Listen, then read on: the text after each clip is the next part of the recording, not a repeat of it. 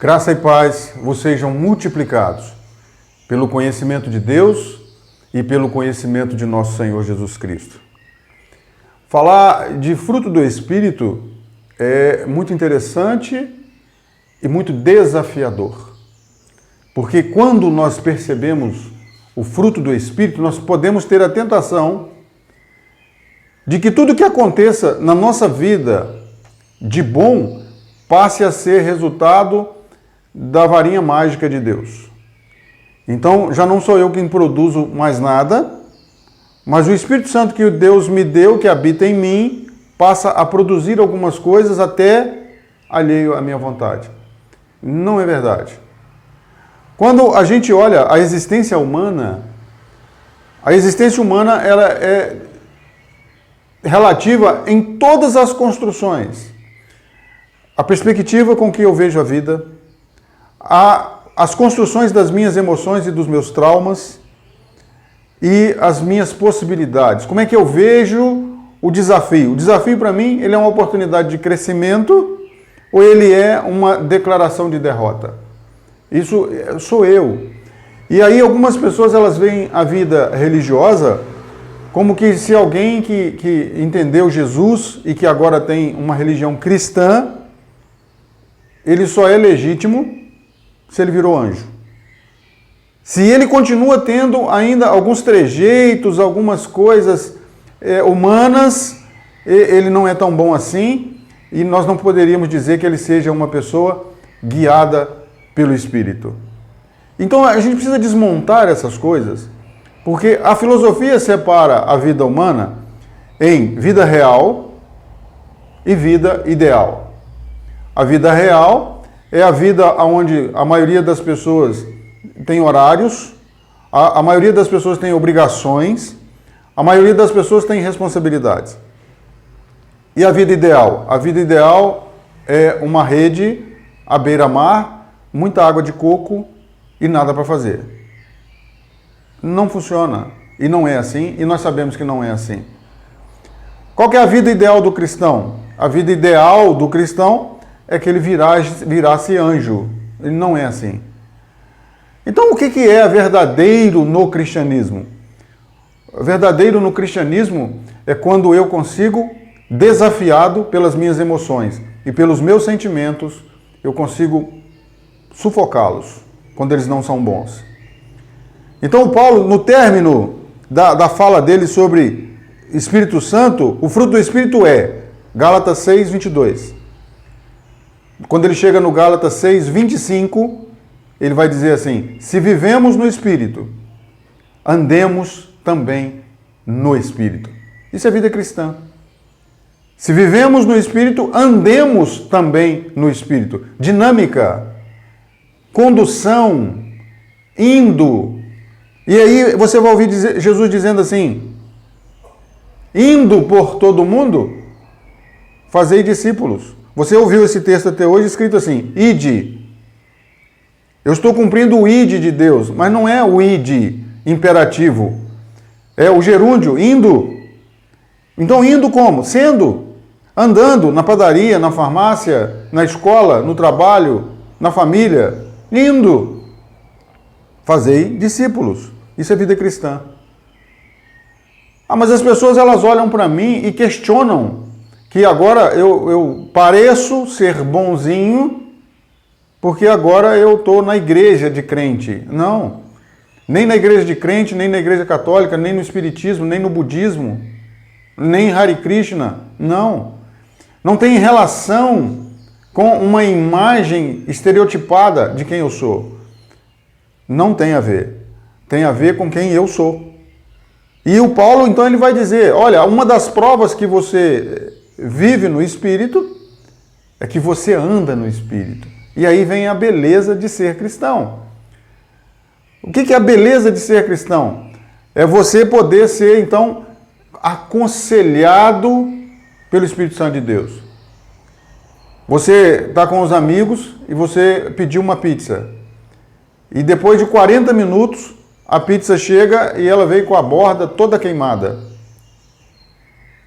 E você diz, eu vou devolver isso agora, e eu quero outra, e eu quero agora. E aí o seu amigo que está com você ali diz, olha, não faça isso não. A gente esperou até agora e o coitado lá do cozinheiro, ele teve algum contratempo e passou um pouquinho, mas a gente come assim mesmo. Não tem problema não. Ah, eu ia devolver agora, mas porque você está dizendo isso, eu vou deixar para lá. Aconselhamento. Nós somos aconselhados o tempo todo. E ter uma vida cristã e viver no Espírito é o tempo todo viver sendo aconselhado pelo Espírito de Deus.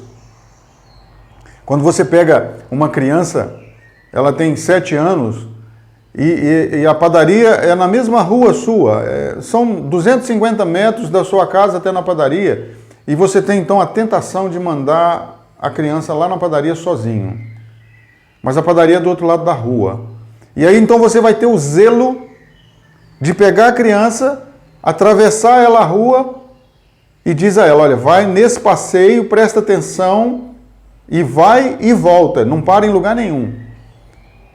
Conselho para uma caminhada de desafio. A criança nunca foi à padaria sozinha e ela tem medo de cachorro e tem medo de estranhos, mas ela vai vencer o medo porque você está dando para ela segurança, você está passando para ela confiança. Se nós vivemos no Espírito, nós andamos no Espírito. Confiados, sendo aconselhados, sendo conduzidos, guiados pelo Espírito Santo de Deus. Isso é viver no Espírito. Isso é tão maravilhoso que nós às vezes não percebemos quantas pessoas à nossa volta, elas nos dão conselho, elas nos dão dicas. As pessoas nos aconselham aonde passar férias. As pessoas nos aconselham o melhor restaurante, a melhor comida, o melhor livro, o melhor filme. Todo mundo o tempo todo te dando opiniões sobre tudo. Então você pega os seus parâmetros de avaliação e você diz, esse filme talvez eu veja, porque é com esse ator que eu gosto, então eu vou ver. Foi boa opinião sua. E você dá razão para aquela pessoa. Ter uma vida cristã é viver dando razão a Deus. E como é que eu poderia dar razão a Deus? Deus tão longe. É porque Deus se fez perto. É porque Deus quis se aproximar. É porque Deus quis ter intimidade conosco. É porque Deus quis se revelar a nós. Tem um testemunho no Velho Testamento que os hebreus eles ficam admirados quando começa a acontecer fenômenos no Monte Sinai e é uma manifestação de Deus. Deus vai entregar ali os mandamentos a Moisés e a Bíblia diz que eles ficaram admirados, que a partir daquele dia eles perceberam que era possível que um homem tivesse contato com Deus e não morresse e continuasse vivendo. Olha, lá no Velho Testamento é um fenômeno tão desastroso, é um fenômeno de relâmpagos e trovões. E hoje nós temos essa possibilidade de que Deus seja para nós uma voz mansa e delicada. Que Deus tenha sensibilidade para tratar conosco e dizer para nós, você está caminhando para isso? Faça isso não. Essa escolha que você quer fazer não é boa, não faça isso não.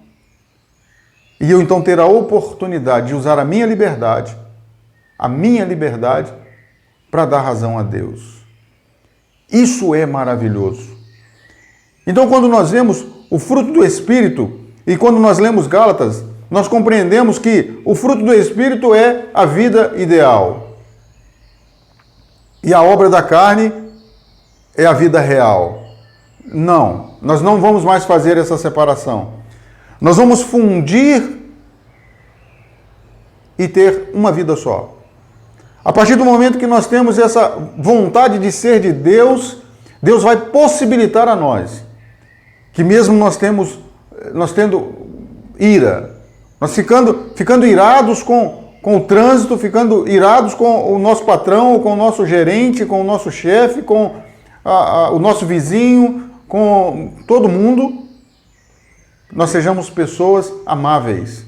Nós sejamos pessoas capazes de generosidade, capazes de bondade, capazes de benignidade.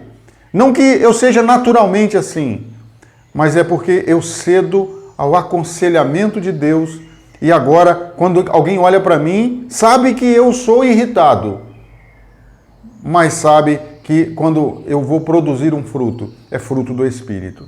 Eu não virei anjo, graças a Deus. Eu continuo com as minhas limitações, os meus desafios de ser, os meus desafios para ser gente de Deus, eu continuo com eles.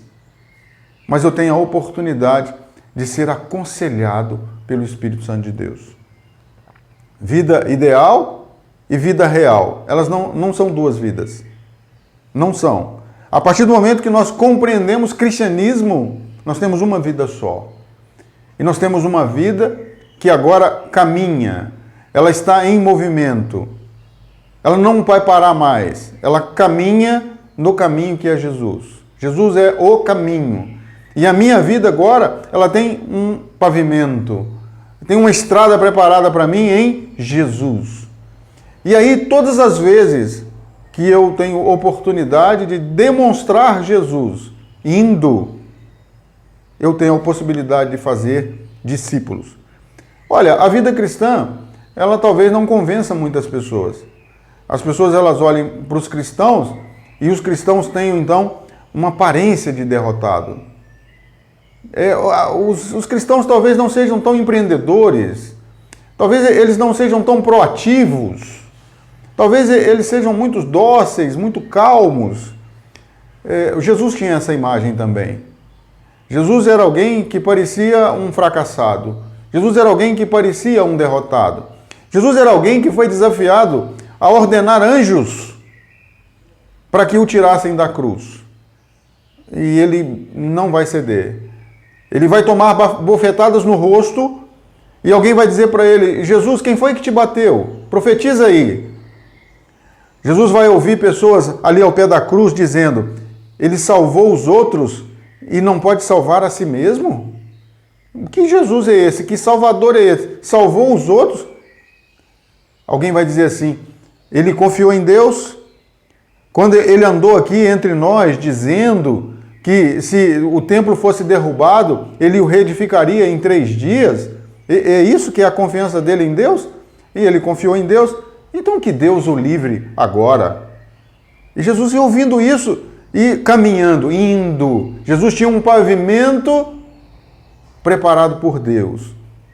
E todas as contradições daquele caminhar, todas as contradições daquela caminhada não eram suficientes para tirar de Jesus os conselhos do Pai, os conselhos de Deus. O meu Pai sempre está comigo. O meu Pai nunca me deixa só, porque eu sempre faço o que lhe agrada. É o testemunho de Jesus. É o testemunho do nosso mestre, muitas vezes fracassado. Às vezes as pessoas, elas olham e dizem assim: eu não poderia dizer que Jesus é fracassado. Eu não posso dizer que Jesus é derrotado. Eu não posso dizer falando, mas eu posso dizer vivendo? Mas por que eu posso dizer vivendo? Porque eu acho lindo o que Jesus fez, mas eu não faria o que Jesus fez. Eu acho linda a proposta do cristianismo. A proposta de viver em razão da outra pessoa, a proposta de sempre dar o meu lugar a outra pessoa, a proposta de sempre considerar o outro melhor do que eu, é a proposta do cristianismo. Eu acho lindo, mas eu não faço. Eu não faria, não quero fazer. Não faz sentido. Você está na igreja há tantos anos, você não consegue ter essa mentalidade cristã? Lembra disso. Se você vive em espírito, anda também em espírito. Andando é alguma coisa que denota ação. Andando é em todo lugar para onde você se conduzir. É em todo lugar onde você estiver. É em todo lugar, não importa com quem você esteja. Então, essa é a grandeza da vida cristã. A vida cristã, ela vai deixar de ser filosófica, e quem me conhece sabe que eu cito muito isso. O evangelho pode ser filosófico. Quando? Quando tudo que é proposto pelo Evangelho pode ser discutido como ideal ou não ideal, como factível ou não factível, como interessante ou não interessante. É filosofia. E cristianismo só será cristianismo quando deixar de ser filosófico e se tornar ação. Olha, é difícil. Não é fácil não. Se fosse fácil, tinha muito mais pessoas envolvidas nisso. Se fosse fácil, nós não teríamos um país com 85% de cristãos construindo penitenciárias ao invés de escolas. Não é fácil. Não é fácil não. Mas é uma proposta de cristianismo. Viver em espírito.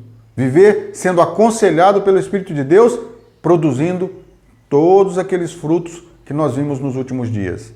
Nós não nascemos com eles, não é fácil produzi-los, não é fácil. Mas é uma proposta do cristianismo. Ser guiado, aconselhado, conduzido pelo Espírito Santo de Deus, vivendo uma vida que dá razão o tempo todo a Deus. Sabe, quando você olha para aquele seu amigo e diz, eu não vou fazer isso que eu queria fazer não. Você tem razão? Você tem razão? É uma coisa boa que a gente gosta. A gente gosta de dar razão a uma tomada de decisão. Tenha uma vida dando razão a Deus. Nós vamos falar um pouco mais sobre isso no próximo vídeo.